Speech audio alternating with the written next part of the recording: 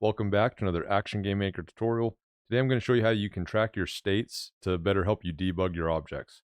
So with that said, let's get started. Alright, so I'm going to show you a couple ways to do this. One is the official AGM way that was just released a couple patches ago. And then I've also made an add-on that drops state machine information in the console. So let's start with the Action Game Maker way. You can click on a new object here and you can say I want type debugger. And then you can just name this simply AGM state debug. And when you create this, this is really all that you will need to do. You'll see that there's instructions right here. Basically, you place this in the game scene, then you assign the game object in this inspector right here, and then this shows you the latest transitions. It shows you the previous state, and then it shows you the current state. All right. And the only other thing that you might want to do is in the label here, you would want to come down theme overrides and maybe make the font size just a little bit bigger than it is. This might be too big, but we'll just go from there. Okay, so once this is set up, we're going to save this. I'll just save it as AGM state debug. And you really only need one, unless you want to debug more objects. So for example, in the village here, I want to debug this sign right here. And so what I'm going to do is you want this, it's best if you do it on a canvas layer. So I'm just going to click right here, right click out here, click instantiate scene. And then I'm going to look for the AGM state debug and put that in there. Now, what you want to do is you want to make sure that it's within this top area because that is the UI, the canvas layer. So I'm just going to move this to maybe more right here. Okay. And then the only other thing that we need to do is we need to link a game object with it. So I'm just going to search for sign number 4 and put that in there right there. And now it is ready to go. If we playtest this, I will be able to see the state that the sign is in. Okay, so we see that it went from the previous state was choose type endure. That is where the NPC, because the sign is an NPC in my game, that's where it decides what it is. And then it instantly changes action into the state that it is, and which is stand and talk. Right. So now if I go close to the sign, you'll see that it goes from stand and talk to in range. And then if I leave, it went from in range to stand and talk.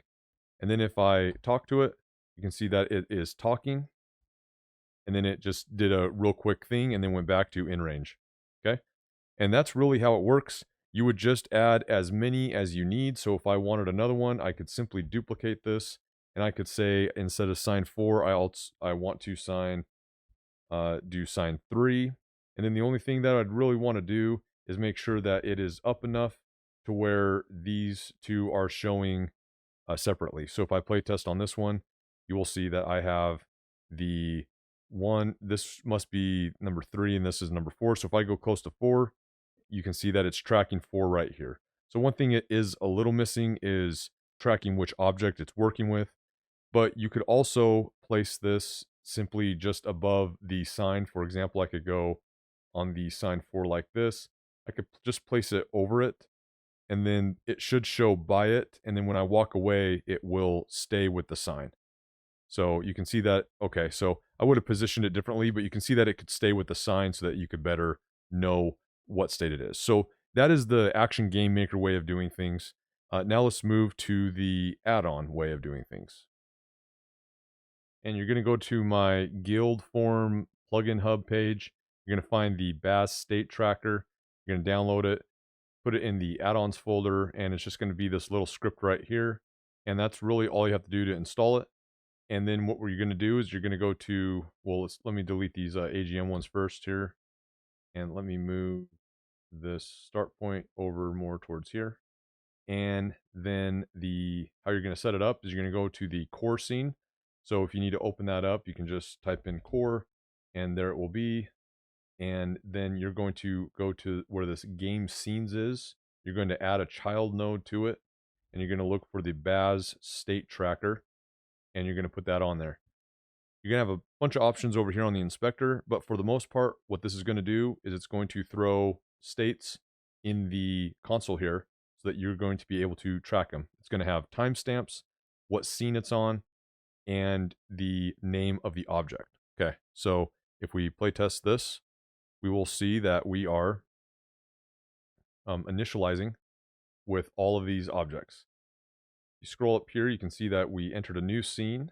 It is the scene village. There's 5 layers, and there is 17 initial objects on it. You can see that here's the timestamp, a real brief overview of the scene it's on. You have the name of the object, and then you have the state that they're going in, so entered. Now, I don't give a previous state because you can just quite simply look above and see what the previous state was. Now, this is tracking all sorts of things, so you can get really intricate on what object is doing what first if you need that kind of tracking. I found this pretty useful when debugging. So when you go to another scene here, you can see that it loads the new scene, and then it tells you the initial stuff's in it, and then you can go from there and you can see these things. And then if you go right here, for example, you can press on this. You can see that the campfire played audio, then it saved, then it went to save wait, and then it went back to in range. And if I leave, it's now in save wait because we're out of range. So there's just a whole lot of things you can do. Now, this one right here, show initial states, you can turn that off. And so now when you go to a new scene, or when you enter a scene here, it doesn't show you the initial scenes. So it's before this was a huge list because it showed you all the initial scenes. Now, it still showed a lot of scenes because there is an initial state which then transfers to a new state. So you will still see some on that. For example, the NPC went to stand and talk, and that was after a state that detects what kind of an NPC it is. So you will see some, but not as much. Matter of fact, if I turn this on, you'll see how much is spammed at the very beginning. So yeah, it was a lot more than last time. And if I go into this next stage, yeah, it was a lot more. So that is one option you have right here, show initial states. You can then start to track whatever you want. You can change the colors. You can track whether you track generated objects or not. Let me see if I have a generated object here ready to go. If I swing my sword, you can see that the player attack's doing that, but it's not really generating anything. I guess one way that I could simply show you is we can go to the player attack here. And in the sword part of the script, we can now add a generate object. And let's just simply do a coin drop. So we'll go to drop, coin, coin. All right, so we'll just drop a coin here. And let me offset it so that it goes down and I don't pick it up. Okay. So let's just see if this works here. I'm not sure if it will work, but we can swing and you can see a new generated object spawned. And then you can see that we're just doing this.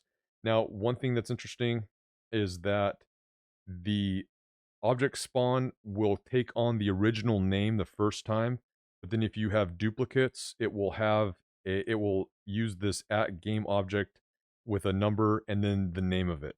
So I went ahead and just colored this green, this part green, so that you can tell when something is spammed over and over, or you would know that it's a multiple object spawn that you want. So you can turn those off or on in the settings here. So you can print state changes, you can print scene names, you can print new spawns, or you can track spawned objects. So if you turn this off, you won't track objects that were spawned in the scene. So there is some variation here, but overall I think it's super useful, and you can really, again, get some deep knowledge of what's going on based on which states are running first. So I think a lot of times this will be super helpful. So anyway, those are it. If you have any questions, you can comment below. You can go to the forums Discord. We'll get you figured out. That said, I'll see you at the next video.